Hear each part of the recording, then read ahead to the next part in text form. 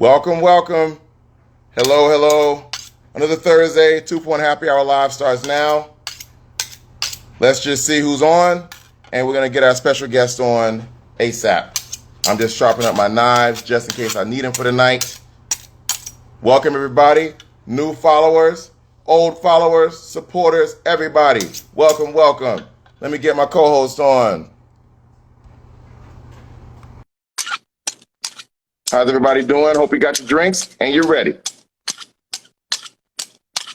Yeah, see, you thought this was gonna be a joke. You thought it was gonna be a joke tonight. I told you. I said I got something for you. Oh yeah, we doing a live cooking demo. Oh yeah, while we have your boy on. That's right. You didn't What do you expect that. have? You didn't expect that, did you? Yeah. Um. Welcome everybody. I see the official Chef Benjamin is on. I got inspired with looking at his dude, all his photos. Oh Hold on, my Chef. God. Oh my God. All his photos on Instagram, I'm like, dude, I gotta cook something while he's on. And I just hope and pray he don't one up me and come on and cook something. But anyway, welcome everybody. 2-for-1 Happy Hour Live. This is our last guest show for this season. We'll have a wrap up from season 2 next week. And yeah, let's go out with a bang. I got my towel ready, I got my drink ready, and Yep. tonight I'm making some shrimp and grits. Bam. All right, let me get him on. See if he can show us some good stuff. And my Bluetooth, for some odd reason, is not working. Start working, huh? Well, while you're No. doing that, I'm gonna be doing my thing and getting some stuff ready for the shrimp and grits. Well, you do that, man. Let's see if he'll join us. But what do you have going on there? So what I'm doing is making some shrimp and grits. Shan was like, "Hey, you gonna make something on the live?" I was like, "You know what? That's a good idea. Let me make some shrimp and grits." Well, are you Hey, what's going on, man? Hey, what's up, man? There he is. Dude, I know you're so busy because I see all your content. Let me tell you, it's an honor, man. Appreciate it. Chef, Well, dude, hey, like I told him, I don't know if you heard this. You inspired me. I said I gotta cook something while he's on here. Hopefully he approves, and I'm just gonna do my thing.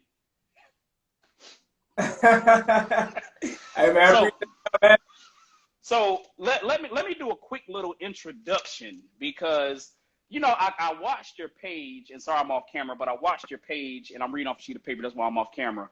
But you know what? The food you had on there, I was showing my coworkers today at work, and they was like, "Dude, hey man, who is he?" Like they was looking at the food and looking at the spread, everything. Anyway, for everybody who's joining, if everybody's gonna be watching later on, we have the Chef Benjamin, celebrity private chef, based out of Dallas, Texas. He is the one and only of the Chef Benjamin experience. He has over 27,000 Instagram followers. He's a brand ambassador. He has his own bang sauce, which I'm actually interested in knowing what's in that. oh shit, I didn't know that. He's a brand ambassador. He has his own bang sauce. Last year, he came out with Volume 1 of Cooking with a Bang. And then he's available for cooking events that you can hire him. And remember, it's more than dinner. It's an experience. The one, the only, the culinary GOAT, the Chef Benjamin. Welcome to 2-for-1 Happy Hour Live. Appreciate y'all having me today. Thank y'all. So I guess we'll get into it. So how long have you been cooking? So man, I've been in culinary for like 14 years. You know, a lot of people don't really know that. Dude, like my first cooking job, I was like 16 working at McDonald's, right? And what? That yes, counts. yes. That counts. Working at McDonald's, and after that, man, I just fell in love with hospitality, and just working with people at that point. And then after that, man, I just said, you know what, this is what I love to do. Let me just go ahead and stick.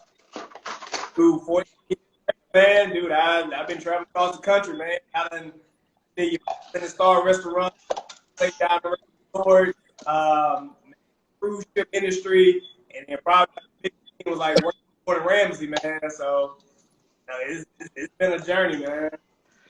Nice. So you've been cooking since, who inspired you to cook? Like, I mean, was it something that you kind of learned on your own? I mean, me, it was my grandmother and my mom, you know, got me in the kitchen. Matter of fact, before I went off to college, and we was going to swap these stories today, before I went off to college, my grandmother told me, boy, get in the kitchen, because if you want to eat, you need to learn how to cook. Yeah. Yeah, man. Nah, you know, growing up, man. So I'm originally from Alabama, right? And Ooh, I know y'all know how to cook. everybody, your southern cuisines and stuff like that. So you know, growing up, that's all we really knew was just like southern food. Didn't know about upscale dining, fine dining, all that stuff like that. So I just started taking it serious, man. Like when I got older, honestly, man. So I think I left Montgomery when I was, dang man, I had to be like 22, 23, somewhere in that area. And man, after that, I started getting exposed to just all different cuisines and work with chefs from different countries and stuff like that. So, man, that right there, dude.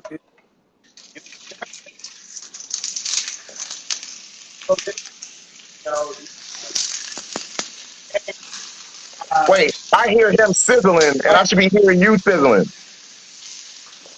Okay, Hey, man, let me go on mute. Let me go. thank you, God. I can hear that sizzling. All I heard was just sizzling. But yeah, man. You know, I just started taking, you know, my passion for culinary serious, man. You know, just the older I got, so you know, I took a lot of my southern roots. You know, I took all that stuff, and man, I just kept going with it. And dude, next thing I know, Yeah, yeah. It's crazy, bro. I'm telling you, man. Like everything that I've seen, like I mean, you just don't play with it, you know. And you can just tell us every meal is like you mean it. It's just not some random. What is that? What was that, Jeremiah? What was that? Hey, I'm trying to tone down so you don't hear the sizzle. That was garlic. That was minced garlic. Yeah, You know, tell them, chef, with seafood, you gotta have the garlic. There you go. You got to. You got to. I did not know this man would be cooking. I'm sitting there making a drink and he's cooking. I thought I would just have the Texas hat with the Western Texas peach vodka, and he's cooking. Hey, you over there whipping it up, man. Hey, them shrimp and grits looking pretty good right now. It actually does. Okay, what is he missing right now? Let me see. What is that? A little bit of paprika. Okay, I see the paprika, man. I see a little bit of seasoned salt. Can't go wrong with that Lowry's. All right, I see you. So, what's one of your favorite meals that you cook when you're by yourself and you just relax? What do you cook? Oh man, damn, that's a good question, bro. You know, the thing with being a chef, man, I got to look up my followers watching this too, so some of y'all already know. I say it at every event. I am the most simplest person when it comes to cooking for myself. So normally when I'm at home, dude, I would make like, man, some shrimp and noodles. I'm just, you know, but like it's so crazy. Like I can cook everybody else like a 5-star meal. Yeah. I get home, I'm like, look, man, bro, give me a bottle of water, some ramen noodles. Good. Like, what time does your day start? man, so like normally like during the week, like we do like a lot of just like office work, man, you know, the bookends, marketing, stuff like that. So dude, like my day can start as early as like 7:30 in the morning. And I normally don't even go to sleep, bro, till like 3 or 4 in the morning. So like, you know, that's the thing with entrepreneurship, man, is literally running a 24/7 operation. You know what I'm saying? Because it's just like you're always seeing something new. You're always thinking how to elevate, how to grow, how to do this, how to do that, and make new dishes. So you know, it's a 24-hour process, man. So, you know, what inspires your dishes, by the way? Because I see a lot of surf and turf. When I'm on there, I was drooling over that king crab. I think you had something that had like shrimp on top of lobster on top of something else. I'm like, good God. I mean, it looked so good. I'm like, man. And I know it had some of that bang sauce on it. So I was just like, okay, what is on that? Yeah, man. Dude, like the ultimate surf and turf, man. You got like a 16-ounce ribeye steak. Mm. You got the 8-ounce bourbon black peppercorn salmon. You got the jumbo shrimp with it. Man, only like we'll pair like a 5 and some roasted asparagus. Like I love that. sauces I put like sauce that I make. I love the roasted asparagus. I like to I pair that with a lot of stuff. So I love that. And there's so many different ways of doing so. Now, I didn't see this, but do you have a cookbook or just a website? Yeah. You got the website .com. Go on there. Book, Fire Reform, Cooking with the Bang one, that's still on there. We got the Bang sauce available for sale, and we got the Chef Benjamin t-shirts. So, and, I'm just I'm just one of the marketing type gurus, man. It's I just, love it. I'm always looking for new ways to innovate in culinary. It's actually crazy, man. I got the chef coat line coming out later on this year. So, man, we bring in fashion to culinary, cookbook, sauces, seasonings, all that stuff, man. I think my partner needs a chef coat. And The then way he's cooking over there. hey, we fly one around here, so. He's not even listening. This guy. Did you hear where you can get a coat from? Yeah, Jeremiah? actually, I am listening, and it. Yes, I did hear that part. I am listening, but you know what, dude? I just I got to step my game up, with some of this stuff. I was curious about, I mean, you already answered this question about, you coming home and then what does a chef cook or what does a chef eat? I've always wondered that. And, you answered that question, but have you ever been to a restaurant and out to dinner and all of a sudden it was kind of like, man, I could have did better than that. You know what I'm saying? Probably 80 to 85% of the restaurants that I go to, dude, I just be like, look, man, I could have made this at the house. No, I know we got people watching, man. Don't get me wrong. You got some great restaurants out here in Dallas. It's good food. I love it out here. I actually will be in Dallas in November, so I definitely want to chat with you and everything. That's going to be my vacation. I'm going for my cousin's wedding, but I'm going for a couple of days. I've never been to Dallas, so I will be wanting to do a lot of eating and see in person how you do this. Absolutely. If I can, if you're there. Yeah. So let's talk about some of the events that you do. What is the Chef Benjamin experience? Because I read somewhere that it's not dinner, it's an experience. So tell the people what that experience is, because I've seen you drizzle like chocolate syrup on desserts and syrup and did your thing with the salt and everything. I mean, I'm just like, golly, it's almost kind of like a dinner and a show. Yeah. Please tell me there are women involved in this Chef Benjamin experience. Oh yeah. Like dancing women. Hey, we're gonna add that next to the experience. Yeah, man. Dude, the Chef Benjamin experience, man, it's something that you can't get at any other restaurant, man. We try and bring innovation, creativity, man, to the dinner table. So, with me in there, it's already a private setting. You go everything, man, from plant-based trips to I'll take the fruit diet, steak on it, and we'll take like tricks, everything that you can think of, man, that elevates a dinner. Because my thing was when I came up with the concept of doing the private dinners, I was like, you got a million other chefs out there, right? Everybody, everybody's slowly trying to grad toward,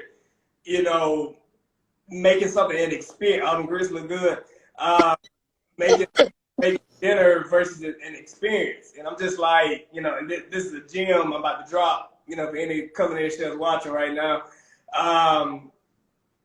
That's always the thing, right? These people can spend, you know, depending on your rank and how big you are, you know, dude, some of my dinners go for like thousands of dollars, right? And What?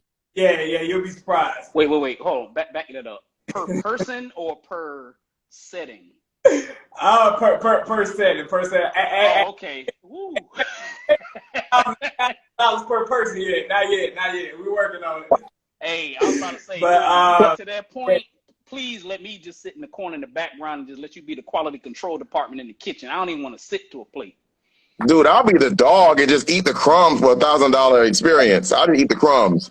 God. Oh man.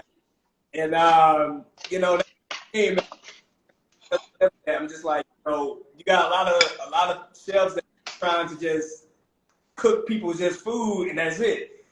When these people spend this type of money, man, you got to get them experience. You got to get them to be excited for it. You got to bring the dishes to life, basically. And Okay. the dishes to life, you know, one thing is to look what they can't get at the restaurant. Because like look like that, they could have went to the restaurant for that, right? So Yeah. tell people, man, you got to have personality. You got to be entertaining. Yeah, the food, of course, has to be on point as well, but the place.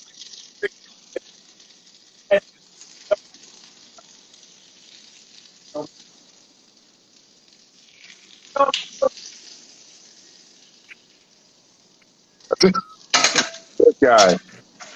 So is each experience different? Like is each experience different? Do you like relate it to the person, the event, or what? Yeah, I mean, no, normally like majority of private dinner, talking about the way people like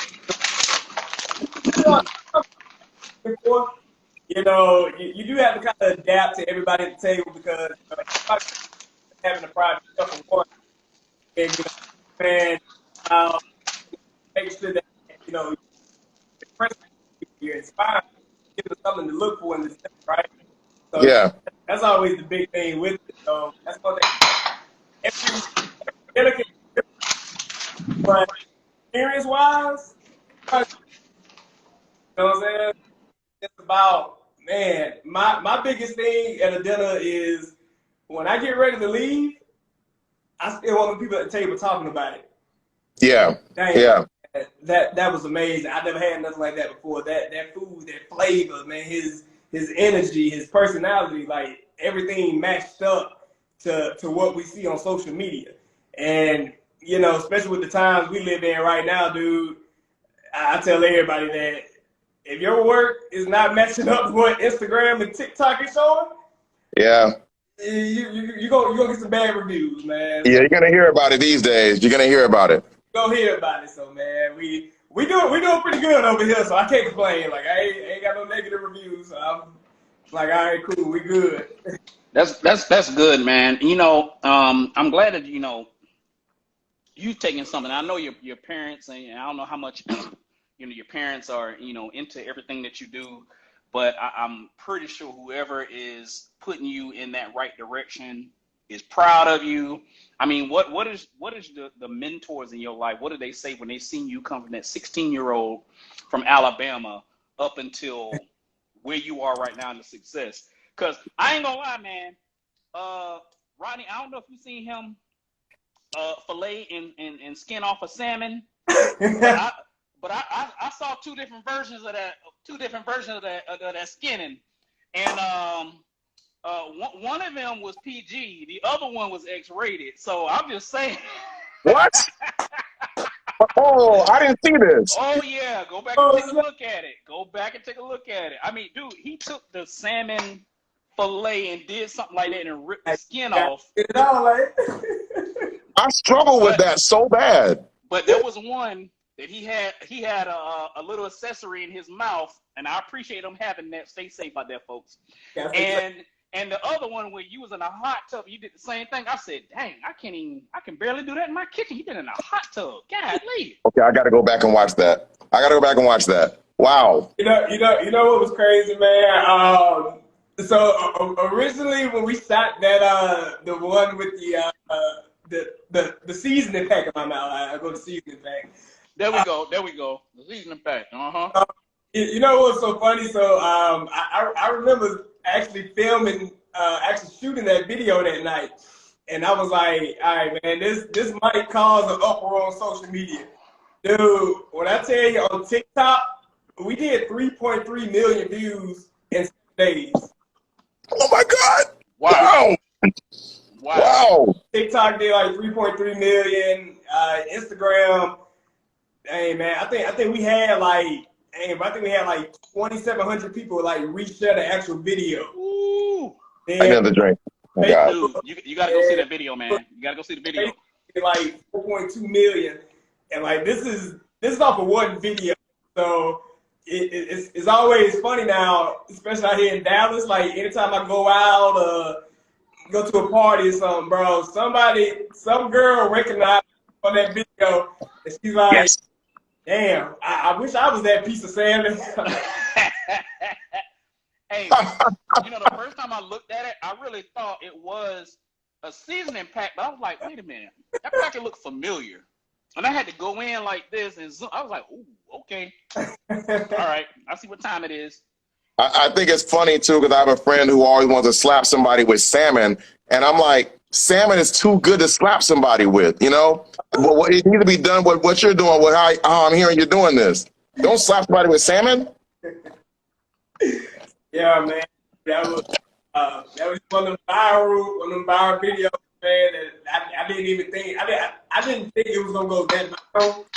But you know, the thing about it now, like we try and drop a salmon video at least like once a month, and you know, a lot of people understand like the marketing behind that, right?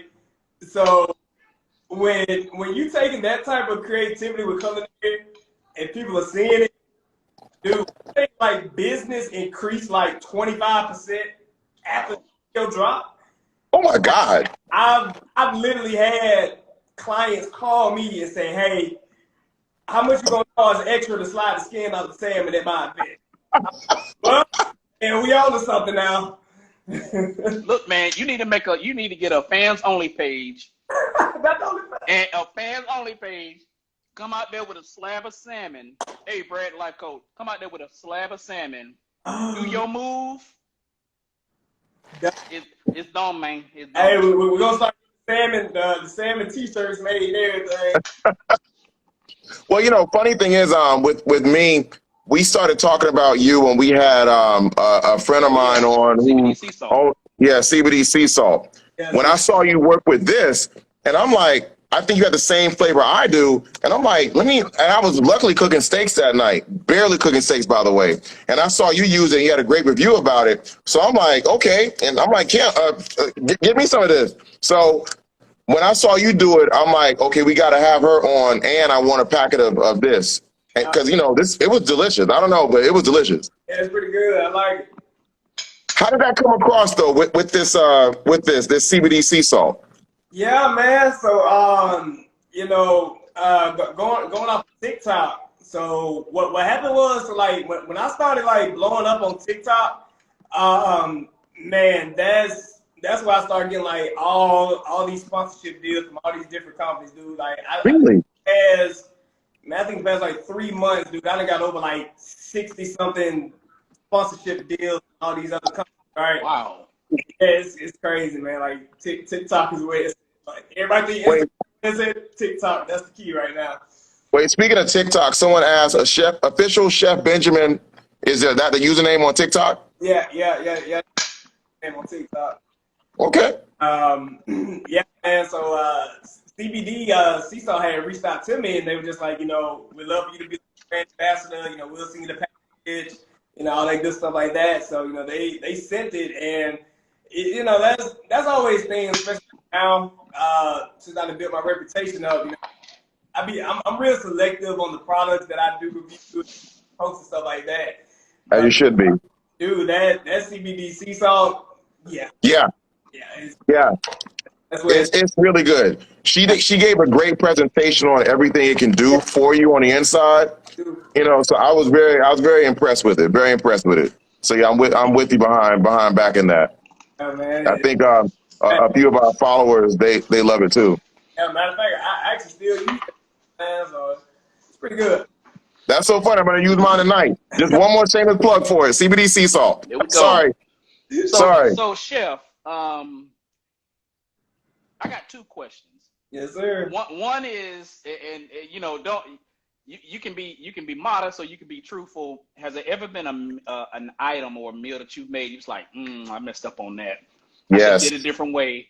And then the other question, going on an opposite topic, have you ever considered either opening up a restaurant, becoming a executive chef somewhere, or you just want to be independent on your own, doing what you're doing now? Yeah, man. Going back to the first question, you know that's always the thing. I tell a lot of people, like, every dish isn't gonna be a hit every single time. Even at this stage in the game I'm at, you know, you still gotta get those little errors sometimes, right? I'm one of the type of chefs where if I make the dish and it's not up to my standards and it's not tasting right, I'm gonna remake the whole dish over, like, straight from scratch. You know, so I just tell people, but that's really how you get better, though. You know, Yeah. Yeah. You know, Yeah. you gotta learn from the mistakes, so that way, you know, once you perfect the dish, you know, the next time you make it, it's like, all right, I know what to do now. I know how it's supposed to taste. I know how it's supposed to be cooked, steamed, grilled, whatever. So, you know, it's always just about, you know, making sure that, you know, you do understand that everything's not going to be hit just like that. And then to the second question, the restaurant thing, don't get me wrong, it's a great opportunity to do that. It's huge for any chef, right? I wouldn't mind doing the restaurants a bit, but right now, just staying the independent route. I mean, the overhead that I have is nothing, right? You know, running the restaurant, dude, is so much of a headache. You know, like I've done the executive chef roles. You know, I've seen what goes into that stuff, right? It's wild, man. But one thing I really want to do, though, I actually want to open up.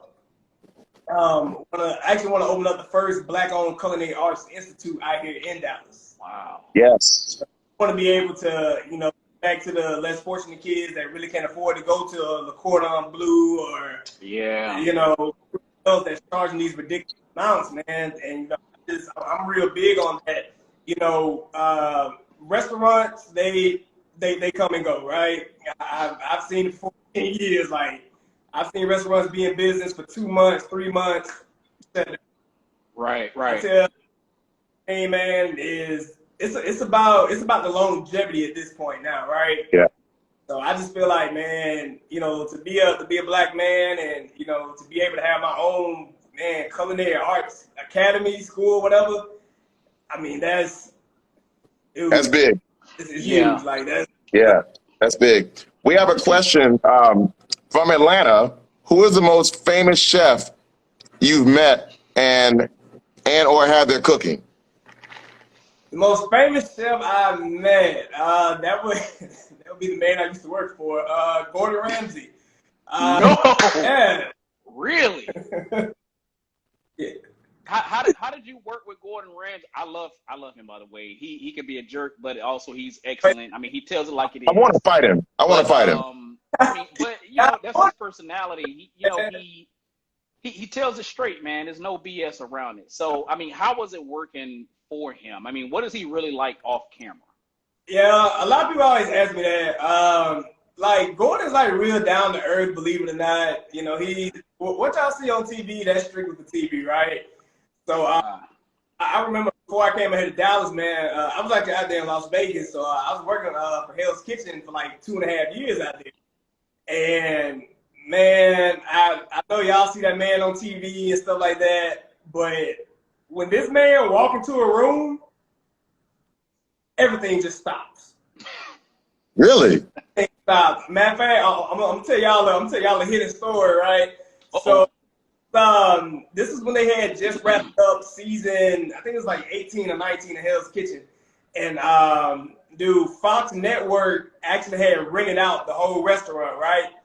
And they had told us, they were like, hey, Gordon's gonna be here tonight, you know, try not to freak out or anything like that. So this right here would be my first time actually talking to the man, meeting him, whatever. Dude, when I tell y'all, I was back there cooking, and the restaurant was just packed, man. We had all the executives from Fox. You had all these multi-millionaire people in the building and all that stuff. Dude, when I tell you, when Gordon Ramsay walked in the Hell's Kitchen that night, bro, you can literally hear a pin drop on that ground in a restaurant. Wow. And aura, what I call it, is, dude, it's an experience, bro. So what was crazy about it, you know, I tried not to freak out or, you know, act like a little kid when I first saw him. So, man, I'm back there cooking whatever, and Gordon actually came back there to the kitchen. And, you know, he was greeting all of us. He was like, hey, how y'all doing, whatever. Man, when I tell y'all, I turned around, and I looked. I'm standing right here. Gordon Ramsay is like literally like this close to me. And he was like, hey, you know, he got that British accent. He was like, young man, what's your name? Oh, shit, you know, I was trying to get myself together, man. I was like, man, I'm Benjamin. I'm Benjamin. It's good to meet you. He was like, young man, you're doing a great job, bro. When I tell you, I had to go out for like 10 minutes to get myself together. Wow. You know, that's a huge compliment coming from him. Yeah. I mean, TV or not, I've watched the Restaurant Rescues or whatever it's called, when he goes in and, I mean, I think I've only seen one episode where he gave somebody, it was like, he finished his plate, took it back to him, and like, that was the best thing I've ever had. I've never seen him say that. So to get a compliment from him, that's excellent. I think there was a question in the chat, if you can. We've got two. Question too. Who have you ever cooked for that's been a celebrity? If you can let us know who that person was. If not, that's okay. But you know, the most famous person you've ever cooked for. Yeah, man. The most famous. I would probably go with Earl. I remember we cooked for Earl Spencer one time. That was super cool out there with him. He like super famous. Like, Coach Stormy, real big. Who? Coach Stormy. She Okay. She's like a big like Instagram tycoon influencer or whatever. I remember her. Definitely some of the guys from the Dallas Cowboys. That was real cool to do some of that. Yes. Yeah. Cowboys fans 1989. Will never leave the Cowboys. My bad. Okay, go ahead. Yellow Beezy. He was real cool to cook for. We actually got in contact one time with Ezekiel Elliott from the Cowboys, but he already had another chef at the time, so that kind of just caused a couple problems right there. Yeah. Yeah, pretty cool, man. So, What's up? All right, go away. Another question. The other question go ahead. was about Go ahead, man. I'll drink. Go ahead. Adjusting your seasonings for like people who, you know, may have, you know, a low salt diet. Of course, it has to be somebody in healthcare. It's one of my old coworkers who asked the question. But I mean, do you take the things that you do in your experiences, because I don't want to call them event shows or whatever, experiences, do you adjust any of your seasonings you know, to the diet or the preference of the client? Yeah, you know, that's always a big thing to do. You know, especially like, you know, even in the early stages when I was like still doing just like early private dinners, whatever. So like it's important to make sure that, you know, you do understand that, you know, these people do have dietary restrictions, all kind of allergies. So, you know, you really have to watch out for stuff. So like what we do now, anytime anybody like inquires about a private dinner experience, brunch, anything like that, we actually make the clients do like an actual form where like they actually have, you know, I can only have, you know, this much salt, this much ingredients, stuff like that, you know. So it can kind of backfire on you sometimes. You know, so any other chefs out there watching, please make sure somebody tell that you guys are having this type of forms, because the worst thing you want is for somebody to sue you because you put too much salt, you raise their blood pressure, you put it out, don't do it. You know? Right. Has there ever been? I've always want to talk to a chef, so I'm like getting all my questions right now. Has there ever been a dish where someone's like, "Hey, I want this being made"? You like, "Golly, I'm like thinking that, but man, come on now." All right, I guess I'll do it, and then you like quickly get through it just to get it out the way. See, that's the thing, you know, with you know, working in the restaurants versus being the private chef thing. So like with the private chef, like, you know, all this stuff is already planned out. So like when somebody booked me for a dinner, like we already had the menu set like a week or two in advance. Okay.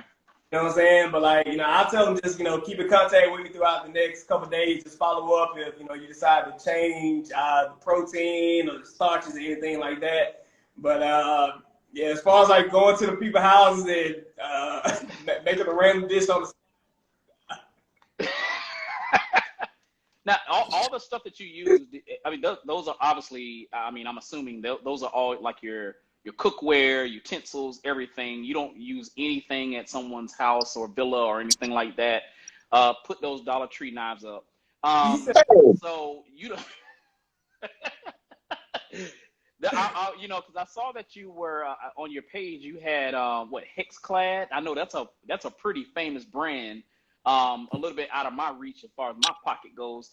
But you know, you obviously haul all this stuff to your event with the food and everything else. Like, do you have a team of people, or is it just you pulling up in your car and everything and taking out stuff out your trunk? Wait, and a piggyback off that, do you have an apprentice? Go ahead. Yeah, man. So, you know, like, so like with the private dinners and stuff, like once I actually get to the client house, like we actually got like a company catering van.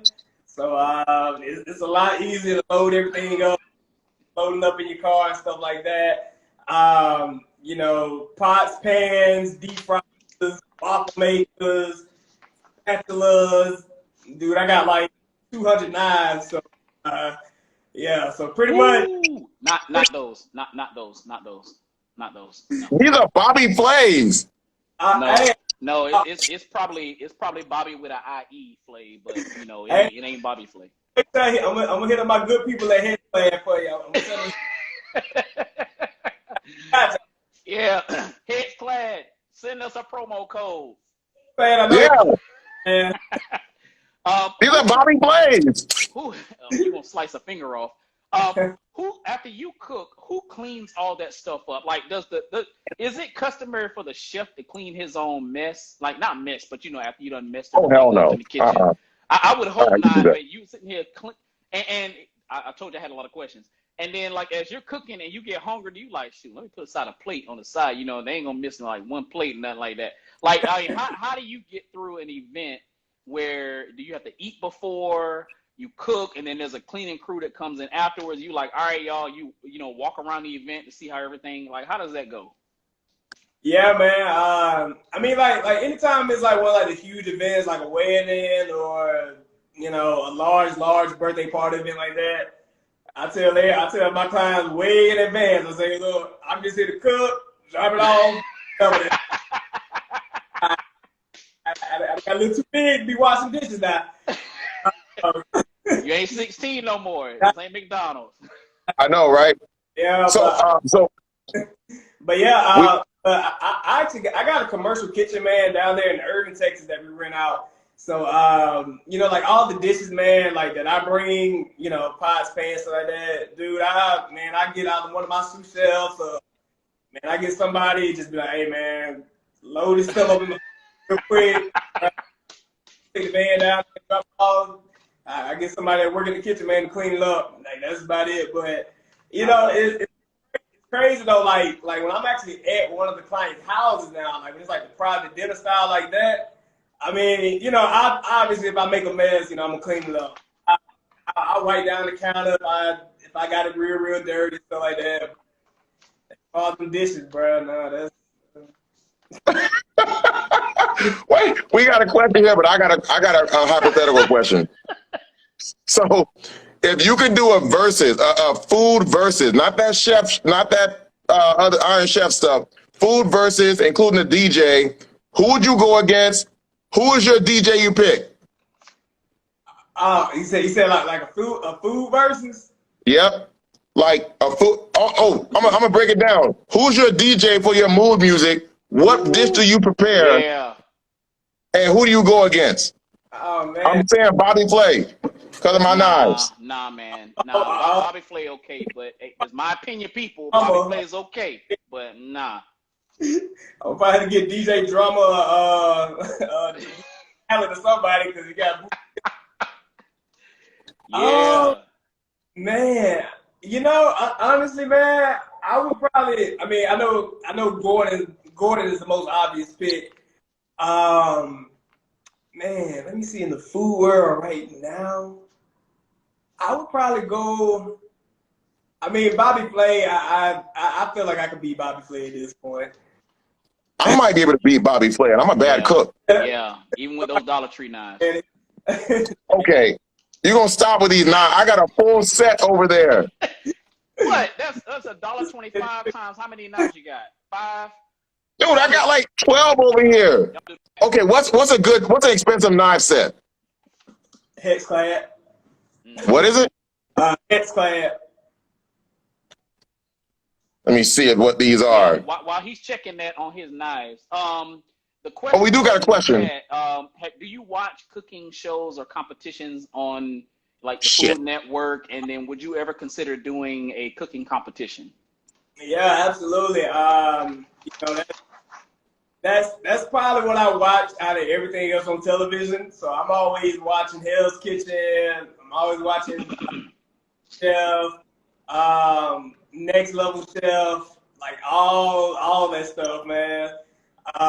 It really does help you to your advantage a lot, though. You know, educational, man. So you know, you always look up your and watch Kitchen, watch Master Chef or something like that. You might learn a thing or two. Yeah. Okay. Okay. I'll ask this question. I know you've probably seen it. I don't know how much you watch it. What is it called? The Worst Cook or America's Worst Cook or something like that. Do you feel sorry for those individuals, or you're like, wait, I didn't know that. That looked pretty good. I need to try that. Like, have you ever learned anything off of there, or felt sorry for the people on that show? That's always the thing with television, man. They a lot of those people that go on the shows, they have no culinary experience whatsoever, right? And as we know, television is about what? Ratings and entertainment. Yeah. So you can take the average Joe, put him in the chef coat, one of those aprons that they give him. Dude, if he's entertaining, that's all that matters. That's true. Yeah, I feel you, because I think some of those people who make it to like the last competition and they're like, I would have voted him off the island a long time ago. Oh, and they're man. like, you know what? You may have burnt that steak and you may have overcooked the biscuits, but we see something in you. I'm like, nah, there has to be something else going on there. There has to be, because there's no way I would eat that. Right. Okay, simple question. How do you cook your steak? How do I cook my steak? I'm the biggest medium rare person in the world. There we go. See, look at that, man. Medium rare. Medium rare. The only way to eat it. That's the only way. I mean, hey, if you like to steak well done, you like to eat beef jerky. No. Yeah, just go grab a shoe and start chewing on it. Put some A1 sauce on your shoes. Wait, we do have another question. And someone said, "Oh yeah, DJ Drama does owe me money." That's true. There's a story behind that. I mistakenly, I think I might be racist, because I thought another light-skinned guy at a club was DJ Drama and paid for this guy's drinks like 3 rounds. And my friend was like, "Rodney, DJ Drama's in Atlanta right now. Look." And he had tweeted he was in Atlanta. I'm like, "Well, who the hell is this?" Dude, I paid for this guy and like 2 other girls that he had with him bill. And I'm like, see you Yeah. later, DJ Drama. And then she showed me that. I'm like, Yeah, yeah. You hooked him up that night. yeah. So yeah, he owes me money. But no, a real question is that when you're watching, have you ever seen someone do something? Oh, okay. And thought, damn, they messed up. Okay, yeah. Yeah. Oh yeah, big time, man. I see that on TV and in real life. Um, you Okay. I'm never cooking in front of you. know, Um, yeah, I've seen like especially like when I used to work like the regular kitchen jobs and stuff. Dude, I would see people like cut their freaking knuckles off. I would see the worst culinary techniques in the world. See that's what I always think about us chefs, right? Everybody that's a cook or a chef is that demeanor that you just got, right? And you can't tell us nothing. We think we know it all. Dude, I have seen some of the worst chefs in my lifetime, dude. Like you would be surprised. Like I've literally had to have Ooh. conversations with other chefs, like pull them to the side and say, "Hey, listen, I'm trying to teach you something. Pay attention." So Okay. Travis got a good question. When yes. you date a girl, I'm gonna add on to this. When you date or try to bang a girl, do you make her cook? when you girl, do I make her cook? That right there is one of the biggest qualities, goddamn, you gotta have to date me. She got to know how to cook. Okay. Now, do you give her a handicap though? Because I mean, you're a chef, you're a culinary goat. I mean, you be like, you know what? That rice was a little crunchy, but I'll let it slide this time. Yeah. I ain't gonna lie. I done did that a few times. I done said it. Like, It's like that rice was crunchy, but man, she killing that skirt. yo, for real. So Oh my God. I'm sorry. You got to be one of the actually, best guests we've had this season, man. I love having you on. yeah, actually, a story about that. He knows this woman. Way back when we were in Tallahassee, I had this fine ass woman I was trying to cook for, and I mean, I was so nervous. Oh, I oh tried to yeah. cook for her, and I called I'm not a good cook. I started at Wendy's, by the way. Not Wendy's. Yeah, I was at Wendy's. Anyways, I tried to cook for her, and I'd asked my mom, who's a mediocre cook, about how to cook pork chops and whatever.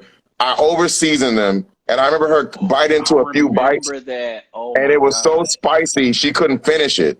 So I tried to give her my piece, and mine was a little less spicy. Let's just say the desert was dry. It was a desert that night, and nothing happened. And yeah, I remember you yeah. telling me that So story too. I actually yeah, I told you. never got her. I told I you to never got stick her. with the seafood Alfredo. I told you that was my go-to, and You did. you should have done it. Can't ever go wrong with seafood Alfredo now. Can't go wrong. Yeah. So, Yeah, so the segue to my friend's question here. She said, "But do you cook for her? Or I guess on a date." if we go out on a date, I mean, shit, I still ain't cooking, but I don't know. hey, I ain't gonna lie to you, like you gotta be fine as hell, or you gotta be like top tier for me to say on the first date, I forget the restaurant, you come to my crib, I'm cooking for you tonight. Like, Yeah. Right. Yeah. yeah, Right. like you gotta be a baddie, like, but Yeah. Oh, this one was woo. Oh God. Yeah. Oh God. my God. Uh, Anyway, I've noticed your jacket. You have, I think it's 9 stars if I counted them correctly. What do the those are the stars mean? Cowboys. For the Cowboys. yeah, man. That was the thing. I actually had like a custom wardrobe designer that comes up with like all the creativity with the chef coats and stuff like that. And like what he do, like he'll just like we'll go over like man different sketches like every month or every other week. Just coming up with new chef coats and stuff like that. And a lot of it has to deal with my personality and stuff like that. Especially like the one I'm wearing tonight, man. Like we got a hustle patch, man. Hey, we put in that work, that hustle. You got the original Of course, the stars, my name on it. What's that? The face. The American flag, stuff like that, man. And I like that. Yeah, I wonder if I could order. I wonder if I could order one of those and walk somewhere and be like, "Ooh, do you know him? Yeah, girl, I know him. Come on back. Come on back to the house. Nah, I know that him." ain't gonna work. That ain't gonna work. Benjamin That ain't T-shirts. gonna work. Oh man, I got you. I got you. Yes, and like, see, I got 4 stars, but I'm on my way up. Come on back to the house. I'll tell you more. There you go. Wait, someone got a question. God damn, we got a lot of questions. Yeah, there's a lot. So it said my cousin lives in Dallas and want to know if he want a new girlfriend. Uh-oh. Hey, she better be a baddie. Hey, look. First of all, if she want a new boyfriend, she got to book the Chef Benjamin experience. That's all I'm gonna say about that. I'm just gonna drop the mic on that one. And see, let me tell you, the Chef Benjamin experience is better than the Rodney Perry experience because mine include like bucket of chicken and stuff and these knives. Okay. No, not the bucket of chicken. I thought you were about to say something else. But anyway, we're gonna keep it going. All right, so are all your chef coats black? I think you have a black and a white, right? Your coat. Yep. Okay. Yeah. The black one, I normally wear the black ones the most. I probably got, I think like just in these, I got like 5 different versions of the black ones. Same thing with the white coats, and then I got like 3 or 4 of the red too. I think I wore that red one in one of the videos a while back.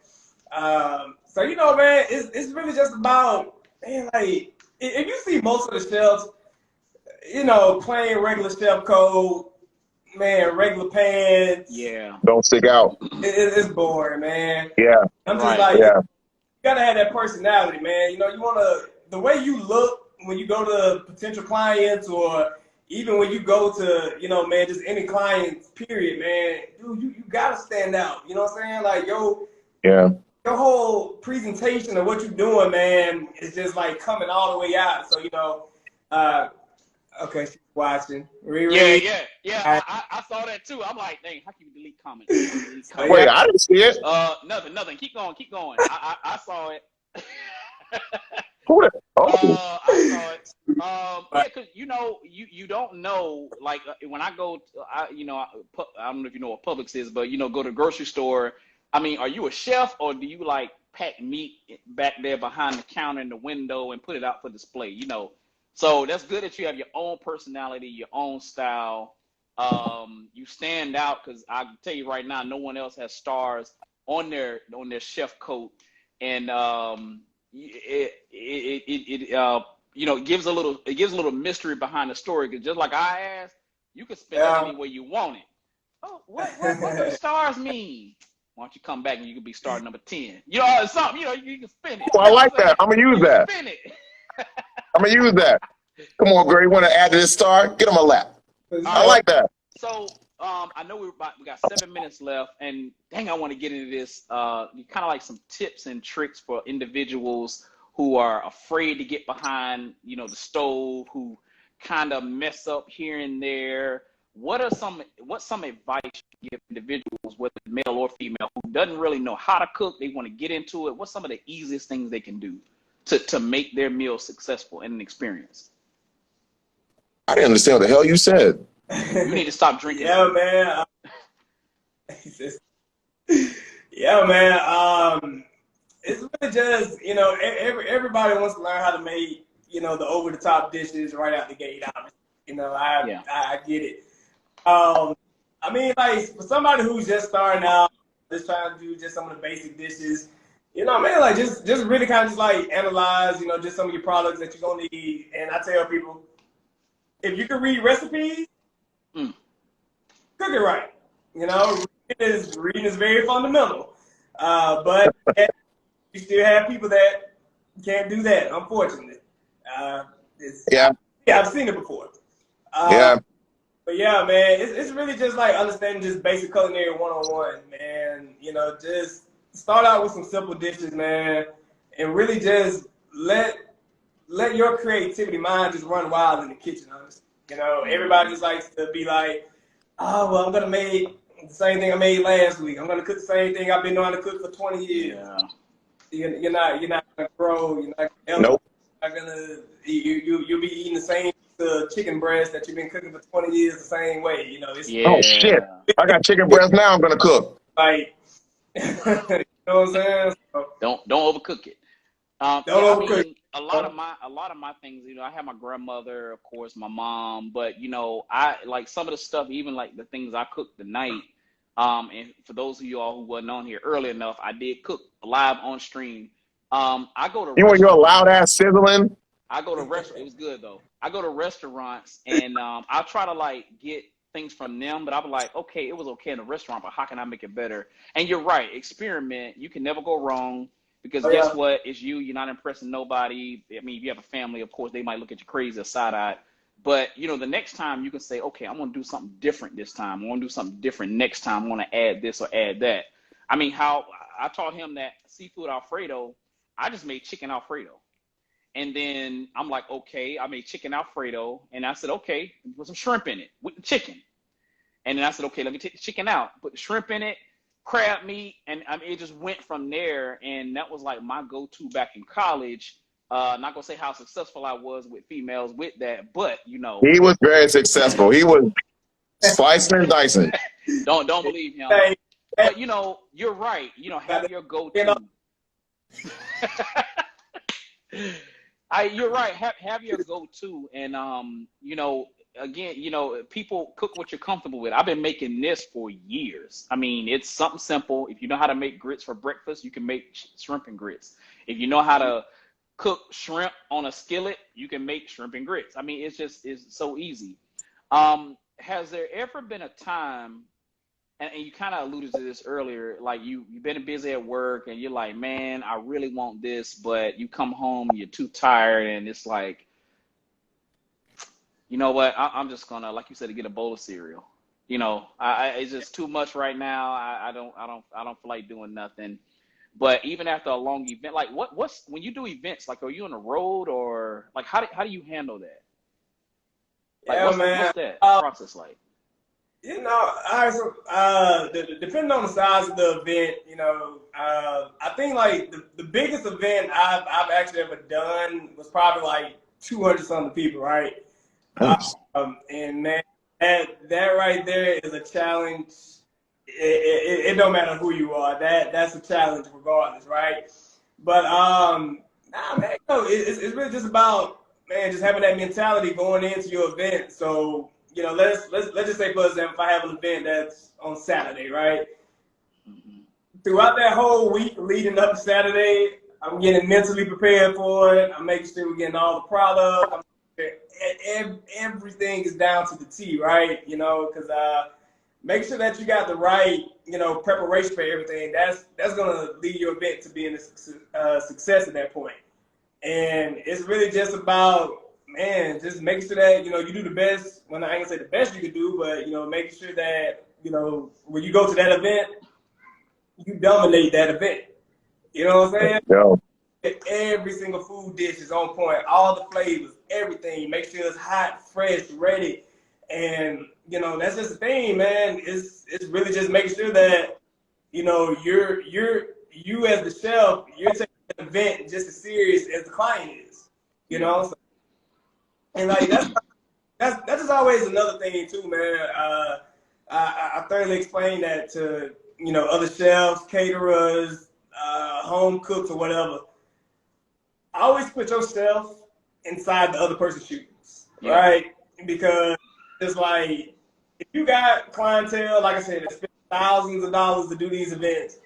Yeah. And you better make sure you're giving these people their money's worth and make sure that you're giving them that experience that they deserve. You know, because we all know word of mouth travels real quick. If you do an event and it's 200 people there, and out of that 200 people, you know, everybody was pissed off because the food sucked. Yeah. You better take it on Google review, all right? So you better got 200. You better make sure you're doing the best you can do for 200 people. Make sure all of them are satisfied at the end. And that's a lot of pressure too, because it's not like I'm going to like Olive Garden or Red Lobster or Bahama Breeze, and I don't know who back there in the kitchen. For all I know, they could be putting that stuff in the microwave. I don't know who that cook is, but they know we gonna. Wait, what'd you say? Benjamin. No, what'd you say? Did they put it in the microwave? Oh, yeah. Hidden fact. So, Olive Garden. Chef Mike. Yeah, I've heard of Chef Mike before. Put it. No. What? What about the breadsticks? You would be surprised, man. Some of y'all favorite restaurants. I'm not gonna name drop. Them. Yeah, some of that stuff go in the microwave. Woo. Oh hell no! Wait, how can you tell? So I can go by there and try and cut them or curse them out. How can you tell? I mean, you can tell when something's microwave versus when it comes out the oven, right? Yeah. And a lot of people really understand that, dude. When you taking something out of the microwave and you can just tell by the texture, you can tell by if it feels like it's like 500 degrees hot and it's super, super hot to the point you can't even eat it, dude, they probably put your food in the microwave for like 6 minutes straight. Oh, I'm pissed off. You'll be surprised. I'm pissed off. You'll be surprised, right? All right, prime example, right? If you put a steak, all right, if you cook a steak, and I'm gonna drop some knowledge on this one for the people watching at home. Listen. Steak, right? Okay. The way I cook my steak is the way I was taught in culinary. So that is to season it up real good, of course, right? Put it inside one of the cast iron skillets, so that way you go ahead and get the grill marks. You want the color first, right? Then put it inside the oven, right? Let it get to the temperature that you want. Medium rare, medium well, however you want it, right? Oh. There is no way in the world you can put a steak in a microwave and it's gonna come out medium rare. There's no way. There's no way. Because if you put it in the microwave, it's gonna overcook. Yeah. Think about it. Oh, I'm suing Longhorn. Oh, that's some bullshit. Yeah, I'm suing Longhorn. Oh hell no. Dude, they probably got one oven, one stove, and 6 microwaves. Oh. I'll put it to you like this. He knows something. One of the biggest restaurant chains that I used to work for had nothing but microwaves in them. Oh, I'm going back to spam your Instagram page. I'm gonna find out. No. I get a sponsorship deal with them one day, so I want to. Actually, shit, us too. Shit. Hey, no, that's why I tell everybody. Look, the bigger I get, the more careful I gotta be about what I say. Yeah. This one too. He got a mouth. Yeah. Wait, what? No, Yeah, I mean, that makes sense because how can they really keep up with the demand of a large restaurant? Oh, yeah. I mean, it makes sense. They have microwaves. It's cut and dry. Like my kids order macaroni and cheese. I know they're not making it in no pot. They putting it in the microwave out of a pouch. But the breadcrumbs. It's already on there. Yeah, exactly. If you can go to get some Marie Calendar or Boston Market out of the grocery store, I'm pretty sure they can do the same thing. See? Anyway. Wait, we got a question. We got some questions, man. Okay, go ahead. Someone said I'm a picky eater, but that's somebody else. Question about baking. Damn. Oh, wait, someone said about bucket of chicken. Sorry. Something about baking. Hold on. I'm almost to it. Oh, wait, no, that's about bucket of chicken. Yeah, do you bake? Do you, about desserts? Is that not your area? Do you bake anything like desserts or anything, or is that not your area? Yeah, I kind of dibble and dabble into the baking side, but I mean, like some of the desserts I come with is some stuff you ain't never even gonna see anywhere else, dude. You'll see like banana pudding, the banana pudding tacos, deep fried peach cobbler on a stick. Yeah, man, you'll see like the bacon Hennessy cheesecake. Oh God, time out. Jesus, with Blondie. Jesus. Go back to the Hennessy and the cheesecake. What? I heard bacon Hennessy cheesecake. That's what I heard. Sir. Okay. Bacon Hennessy cheesecake. Lord. cheesecake. And my sister loves Hennessy, and I love my sister. I got to get her to make that. Where can she find that recipe at? In the book. In Damn it. volume 1, man. In the book. The damn book. I got to get the book for her. I'm getting the book for her. The book. Yeah, The book. From I think matter of fact, I'm looking at it. You know, it's crazy. I'm the one that wrote all these recipes. I still got. I'm gonna text her. My sister is both my sisters are really good cooks, Yeah. and so I might have to get that for them for Christmas. I can go over the house and eat their food. Chris recipe in there. Man, you'll see the sweet yam mac and cheese soul rolls. Ooh, soul rolls. Man, the fried catfish and collard green tacos. Shut up. Oh yeah, dude. We do innovative over here, man. Golly. What about a red velvet cake or anything? I mean, I know how to make them, but like, you know, majority of my events though, like, I really don't get like a lot of requests to desserts like that because, you know, majority of the time they'll already have somebody who, you know, did a cake or, you know, stuff like that. So, you know, I barely have to worry about actually making the desserts unless it's like a private dinner. You know, that's when, you know, me and the client just kind of go over just some of the, you know, just desserts that, you know, I just typically make. So, Wow. So if his son is having a brisk and he wants to celebrate it, how much would it cost for you to come over here and cook at his place and I get invited? What? but he said, What? Chris? He has a son, a brisk. Don't listen to him. He always tries to change my religion, my ethnicity.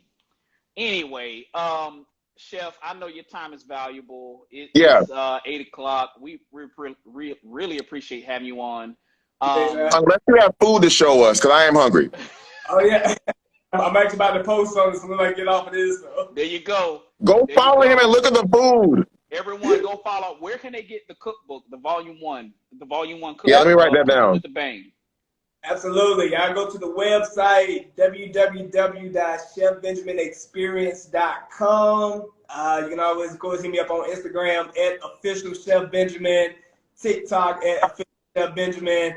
Man, what else? Or you just go to Google and just type in official Chef Benjamin and it'll pop up. So we got the cookbook, Cooking with the Bang, Volume 1. We got the Chef Benjamin signature bang sauce. We got the Chef Benjamin merchandise with the T-shirt. Hey, man. Chef Benjamin. And ladies, please go look how he fillet a piece of salmon. Wait. So it's chefbenjamin.com? Coming soon.